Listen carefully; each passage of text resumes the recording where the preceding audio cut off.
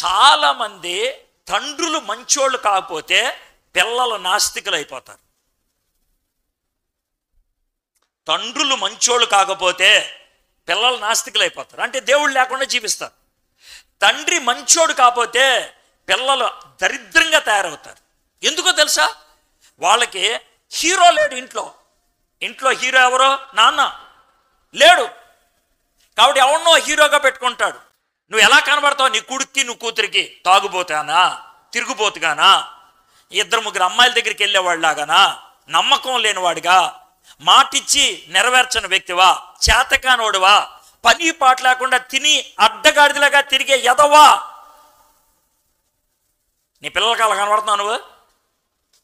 నేను ఎవరి గురించి ఆడట్లా, నీ గురించి ఆడుతున్నా. నీకు దమ్ముంటే చెప్పమాట. నా కొడుక్కి నా కూతురికి నేను గౌరవప్రదంగా కనబడతా చెప్పు, దమ్ముంటే.